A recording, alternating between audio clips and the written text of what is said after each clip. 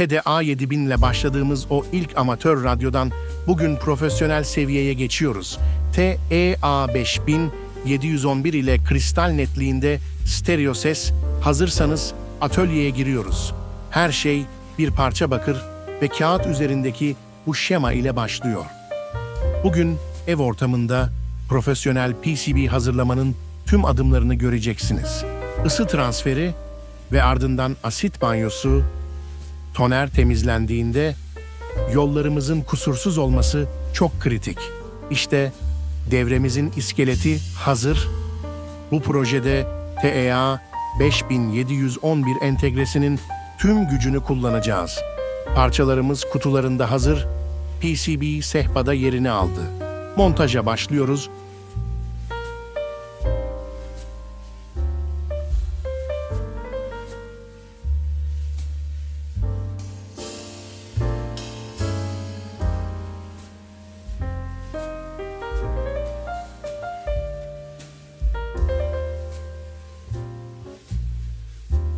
Her zaman olduğu gibi en düşük profilli elemanlarla, yani dirençlerle başlıyoruz. Sabırlı bir lehim işçiliği, devrenin uzun ömürlü olmasının sırrıdır.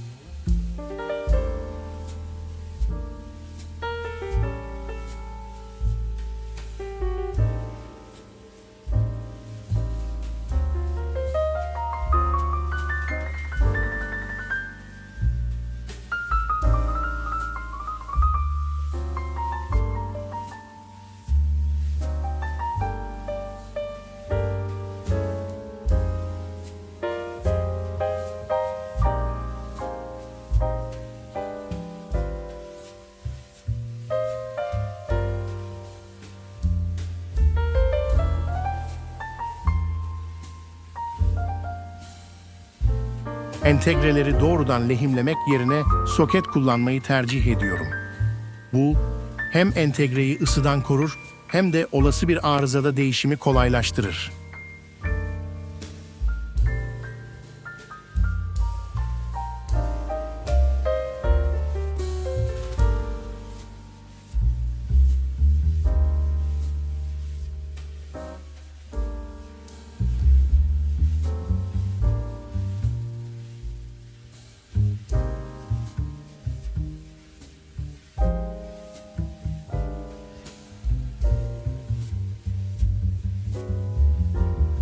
Sıra elektrolit kapasitörlerde.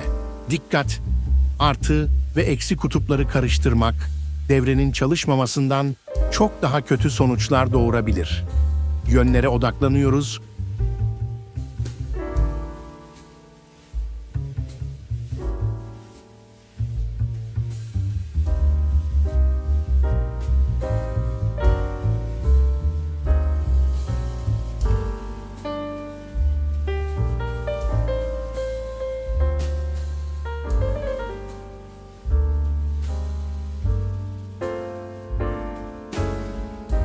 ...10,7 MHz'lik filtreler ve seramik kapasitörler yerini alıyor.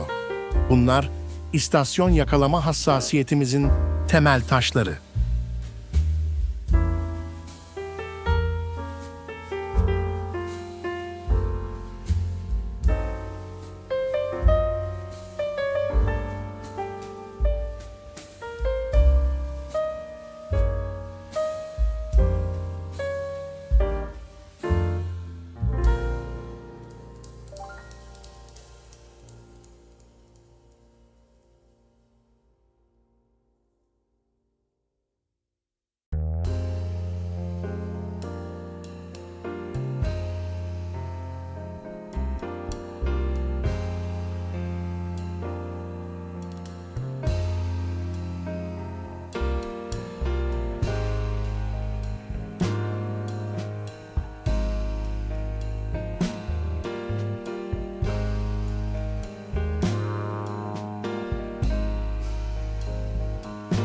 İstasyonları yakalayacak bobinler, AM/FM seçim switch'i ve ses kontrol potansiyometresi.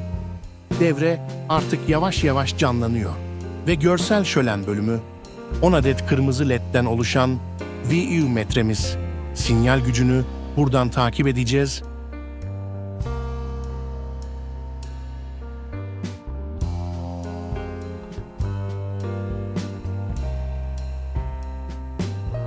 Hatırlarsınız, kanalın ilk videosunda TDA 7000 ile basit bir alıcı yapmıştık.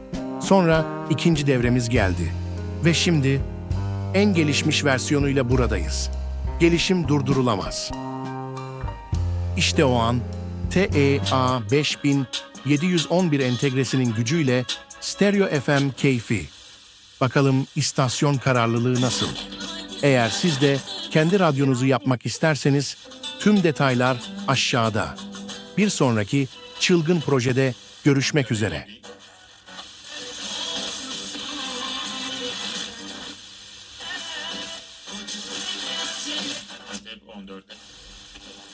Evlerimizi